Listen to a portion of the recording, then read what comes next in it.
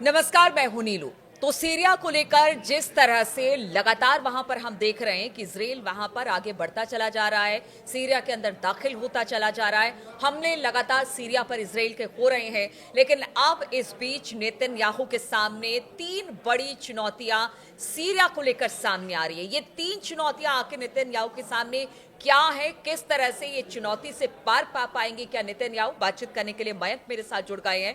मयंक, अगर सीरिया की बात की जाए, लगातार इजराइल की तरफ से हमले हो रहे हैं, नेतन्याहू चाह रहे हैं कि अंदर तक दाखिल हो जाए, और जिस तरह से गोलन हाइट की बात आप कर रहे थे कि वहां पर एक बफर जोन क्रिएट करने की बात हो रही है, लेकिन ऐसे में अब तीन चुनौतियों की बात सामने, वो तीन चुनौतियां आखिर हैं क्या नेतन्याहू के लिए सीरिया में? देखिए, ये बढ़िया सवाल पूछा है आपने और सोशल मीडिया में इसकी बहुत ज़्यादा चर्चा है। जो एक्सपर्ट्स हैं वो भी इन तीन बड़ी चुनौतियां जो इजराइल फेस करने जा रहा है सीरिया में, वो बड़ी हैं। उसमें जो सबसे पहली चुनौती है वो है HTS।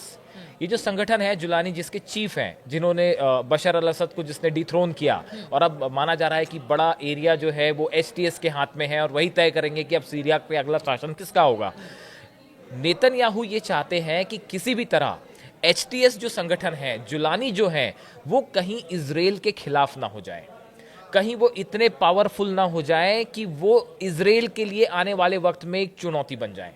देखिए, HTS को जो है वो तुर्की का समर्थन है, SNA जो दूसरा संगठन है वो भी इसके साथ है।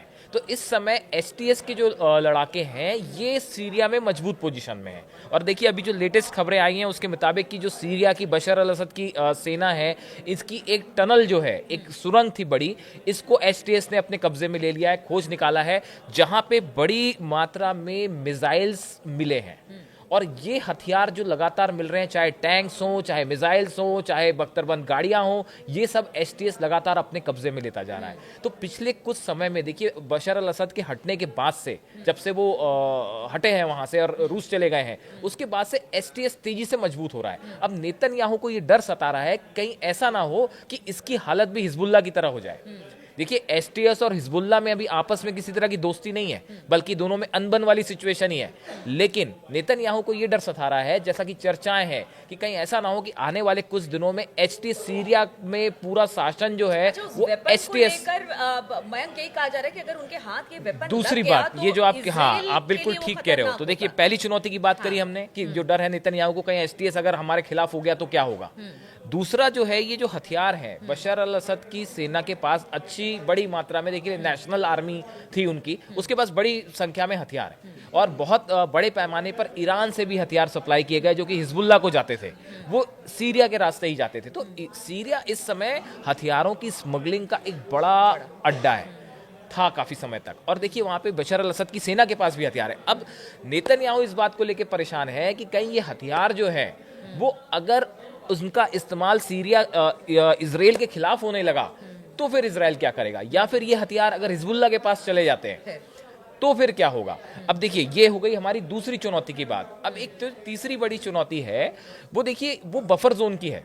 देखिए, हमने पिछले वीडियो में भी इस बात की थी। अगर हम देखें तो हमास, अगर हम गजा की बात करें तो हमास के साथ अभी भी युद्ध जो है वो खत्म वाली स्थिति में नहीं है।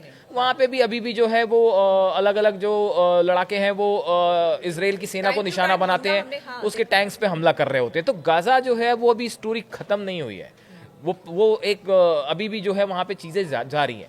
वैसी हिजबुल्लाह के साथ अगर बात की जाए, देखिए, सीज फायर तो हो गया है, लेकिन सीज फायर के बाद जैसे जैसे इजराइल की सेना पीछे आ रही है, वापस आ रही है, कुछ आ भी चुकी है और कुछ और आ जाएंगी अगले कुछ दिनों में, ऐसी स्थिति में हिजबुल्लाह भी वहां लगातार मजबूत हो रहा है। तो लेबनान वाला जो फ्रंट है वो भी किसी कंक्लूजन की तरफ नहीं है। देखिए, वो भी एक चुनौती इजराइल के लिए हमेशा ही बना रहेगा, कब हालात बदल जाएं। और हिजबुल्लाह भी लगातार जो है, देखिए, सीज फायर का फायदा हिजबुल्लाह भी उठा रहा है और वो भी लगातार अपने हथियार जमाने में जुटा हुआ है। तो ऐसी बात नहीं है कि हिजबुल्लाह खामोश बैठ गया है। तीसरी चीज, अगर ये HTS जो संगठन है या SNA है या जो बाकी जो संगठन यहाँ पे सीरिया में इस समय एक्टिव हैं, अगर ये आने वाले समय में इनका रुख कुछ उस तरह से हो जाता है जैसे हिजबुल्लाह का था, तो क्या ये जो बफर जोन वाली थ्योरी है, जो ये चाहते हैं कि भाई अगर कल को ऐसी सिचुएशन हो जाए कि सीरिया की तरफ से कोई हमले इजराइल में ना हो पाए, उसकी सीमा के अंदर रॉकेट ना आ पाए या मिसाइल्स ना आ पाए, तो उसके लिए एक बफर जोन बनाना चाहते हैं। गोलन हाइट्स उन्होंने ऑलरेडी कब्जे में भी कर लिया है, लेकिन इसको बनाए रखना देखिए, जो प्रॉक्सी संगठन होते हैं ना, इनके साथ जो युद्ध होता है, ये एक टेरिटोरियल आर्मी के साथ लड़ाई नहीं है जहां पे आमने सामने की लड़ाई हो रही है। ये जो है गुरिल्ला वॉर करते हैं। और जो कि हमने लेबनान में देखा था, जो हिजबुल्लाह ने बड़ी चुनौती दे दी थी कि वो आते, हमला करते और निकल जाते। इसके पहले कि आईडीएफ जो इजराइल की सेना कुछ कर पाती, वो बड़ी मात्रा में उन्होंने जो है नुकसान पहुंचा देते और इजराइल के सैनिक मरने लगते, बारूदी सुरंग। तो ये जो जिस तरह की लड़ाई सीरिया में हो रही है, ये इसमें आप एयर स्ट्राइक करिए, एयर स्ट्राइक करके नुकसान पहुंचा दीजिए, बिल्डिंगें गिरा दीजिए, है ना, लेकिन वहां जाके अपनी आर्मी को हमेशा के लिए रखना, उसे बनाए रखना, ये टेढ़ी खीर है, ये आसान काम नहीं है। तो नेतन्याहू के सामने ये 3 बड़ी चुनौतियां हैं। अब देखिए, एक बड़ी और चीज है, ईरान की तरफ से एक बड़ी इंटरेस्टिंग बात कही जा रही है।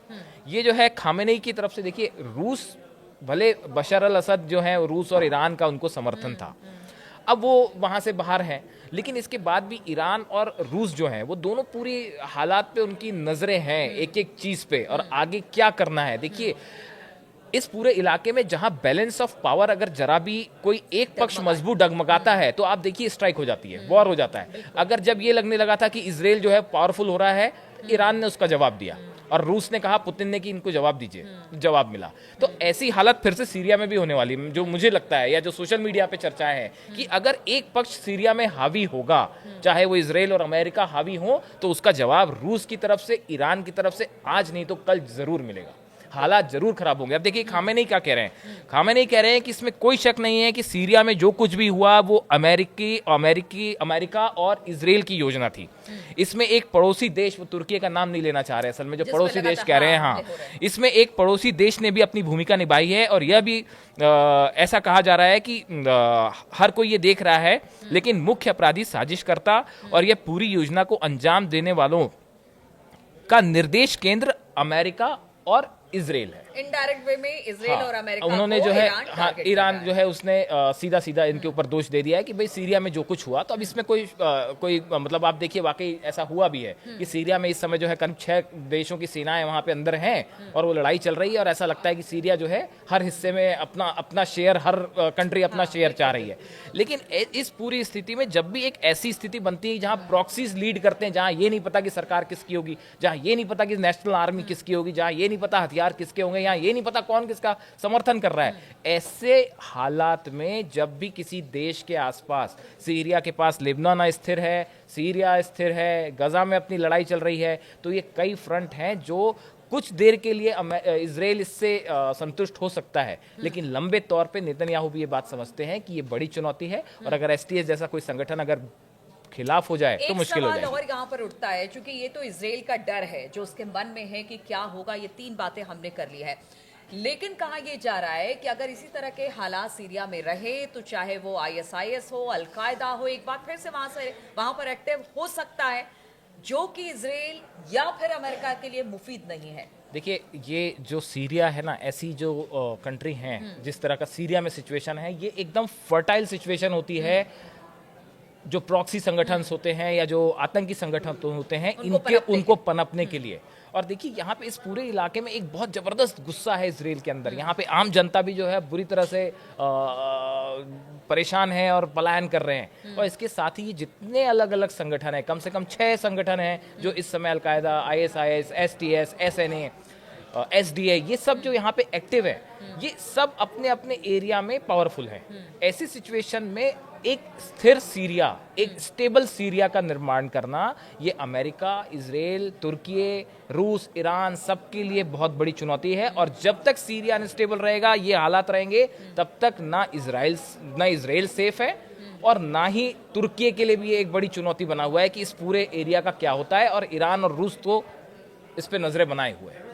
चलिए, तो देखिए, काफी ज्यादा यहाँ पर इस वक्त सिचुएशन ऐसी है कि लोग ये नहीं समझ पा रहे हैं, या फिर इंटरनेशनली इसको लेकर बहुत चर्चा हो रही है कि सीरिया में आखिर ये उथल पुथल का दौर कब तक रहेगा। क्या वहां पर जल्द ही हालात स्थिर होंगे, या फिर इस तरह के हालात के साथ जो तमाम देश इसके आसपास हैं, जो इसमें इन्वॉल्व हैं, वो किस तरह से इसको डील करते हैं। इस खबर पर लगातार हमारी नजर बनी रहेगी। आप बने रहिए हमारे साथ।